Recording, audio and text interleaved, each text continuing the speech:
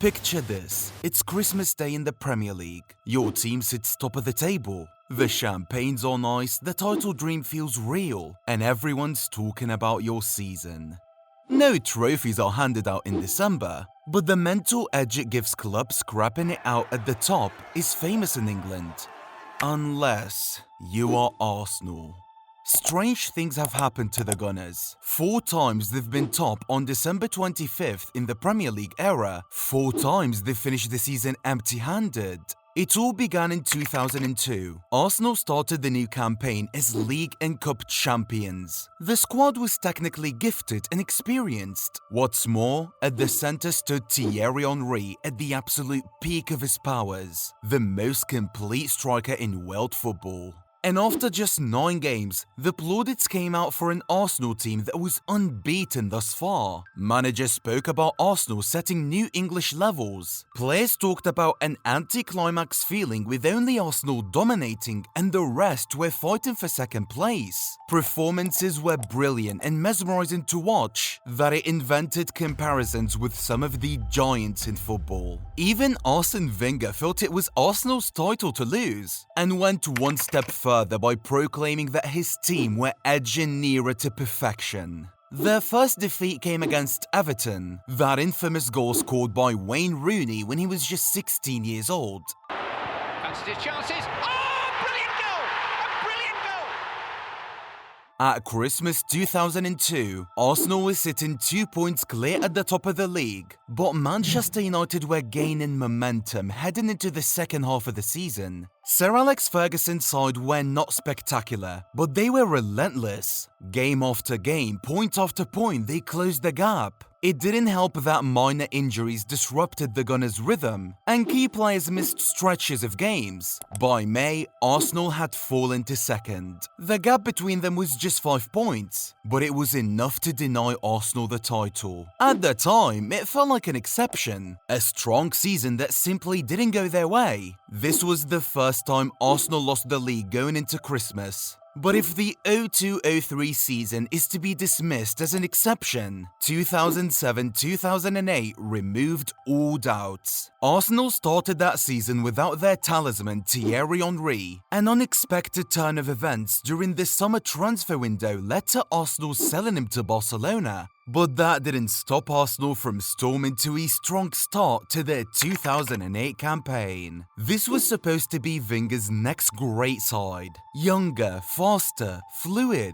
Football played with freedom and precision. Cesc Fabregas had taken control of midfield. Flamini covered every blade of grass. Help drifted effortlessly between lines. Emmanuel Adebayor was delivering the most prolific season of his career. And crucially, Arsenal lost just 1 game before Christmas, staying on top of the table heading into the new year. Henry's replacement was Eduardo da Silva. While he was no Thierry Henry, Eduardo scored 12 goals and recorded 9 assists. But the new year brought Arsenal so much to forget, and at the top of those events was Eduardo's horrific leg break against Birmingham in February. It ruled him out for the rest of the season. That injury wasn't just horrific to watch, it was destabilizing. Arsenal lost a striker, but more importantly, they lost their entire rhythm. A run of 5 games without a win, coupled with a loss against Manchester United, saw Arsenal slip up yet again. They finished in 3rd position, 4 points behind eventual winners Manchester United, and it was their first hat-trick of trophyless seasons since 1997.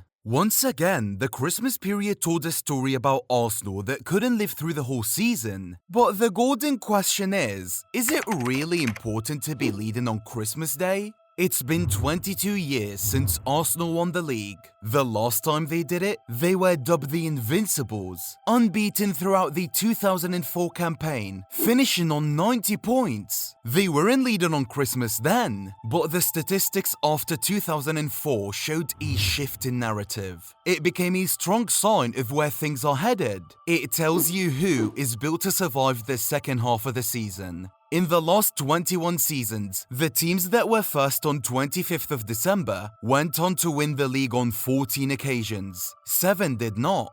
Manchester United and Chelsea are the most successful converters with 5 each. Even Leicester City were top on Christmas and won the league in 2016. That split alone tells you something. Leading at Christmas actually does mean something. Which brings us to this season of 2026. Mikel Arteta's side, as we all know, have been top for the longest time, and this season feels different. When he arrived at Arsenal in December 2019, he didn't just take over a football team, he was tasked with rebuilding a sleeping giant. Arteta understood that immediately. That's why his first years weren't about chasing titles, they were about rebuilding belief, clearing contracts, lowering the age curve, teaching a young squad how to suffer without breaking. And in that sense, he succeeded.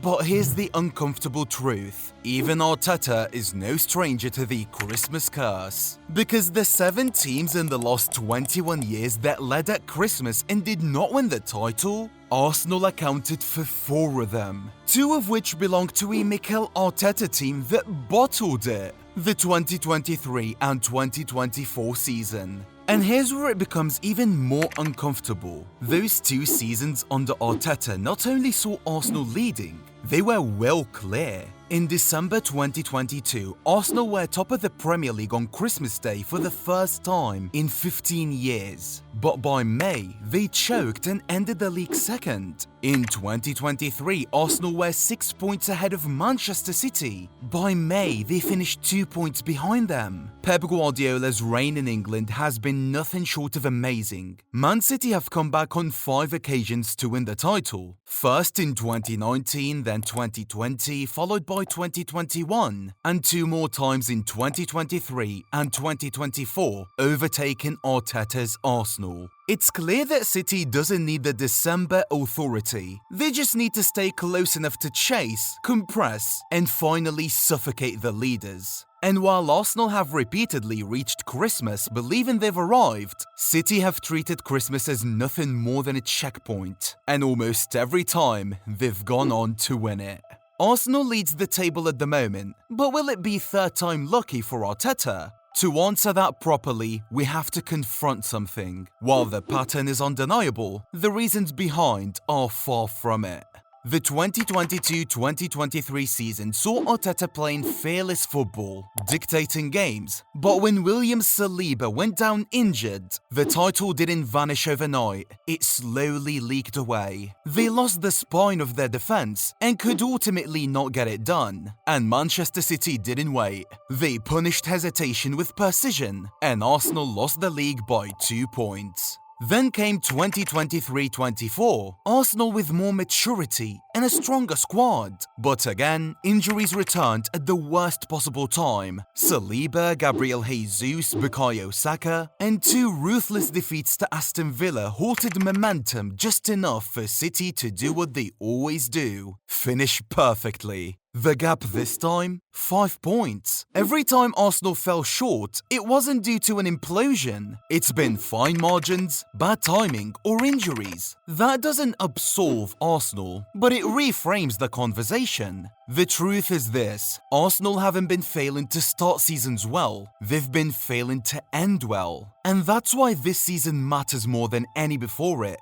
Not because they're top again, but because for the first time in years, the usual excuses are beginning to disappear. This raises the most dangerous question of all. Is this the year Arsenal finally carry their lead all the way to May? For 3 seasons, Arsenal's downfall followed a familiar rhythm. They played some of the best football in Europe, they led early, they controlled games. And when the season tightened, the same issues cost them the title. No depth, no striker, no killer instinct when control is needed to turn into closure. Every title race ended the same way. Arsenal stayed beautiful, while someone else stayed ruthless. But in the summer, something changed. This wasn't a window built on vibes or narratives. It was built like a checklist. Every previous weakness was addressed deliberately, almost coldly. Up front, Arsenal solved the most obvious problem first. Viktor Gyökeres wasn't signed for potential or aesthetics. He was signed for his scoring prowess. A striker who doesn't need 5 chances to score 1. And out wide, the burden on Bukayo Saka and Martinelli finally eased. Noni Madueke and Eze have arrived as protection. For the first time, Arsenal can rotate without losing their threat, without reshaping the entire attack around one body.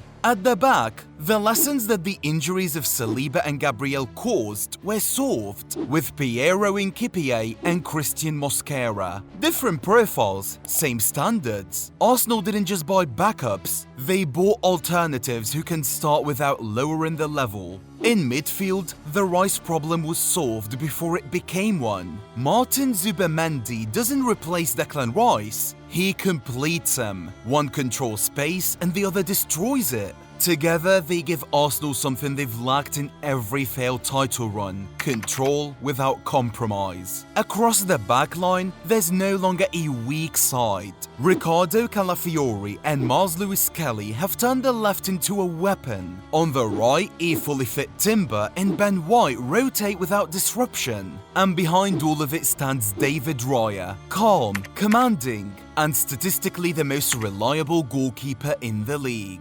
But the most important change isn't who Arsenal signed, it's how they now play. Arsenal doesn't just dominate territory, they dominate outcomes. They've shown just how ruthless they can be, like they did with Bayern. They concede fewer than a shot per game in key stretches. They create wave after wave of pressure, averaging multiple key chances every match. They score freely, often early, often decisively. And we can't leave out their most dangerous weapon this season, their set pieces. Last season we saw a glimpse of what they can do with those corners. This year they improvised and improved their goal scoring rate from corners. Teams are now copying them, and Arsenal are no longer chasing the standard, they are setting it. Top of the Premier League, top of the Champions League, and crucially, when injuries have appeared, Arsenal haven't wobbled. They've absorbed them, rotated, continued. The old explanations are gone. But if Arsenal don't finish the job this time round, what will the reasons be? If Arsenal choke again this season, it will cement the Christmas curse as undeniable. 4 failed attempts would become 5. The pattern would be impossible to dismiss as coincidence. But here's what's different. This Arsenal side doesn't feel fragile. They're not hoping to survive the run-in. They're built to dominate it.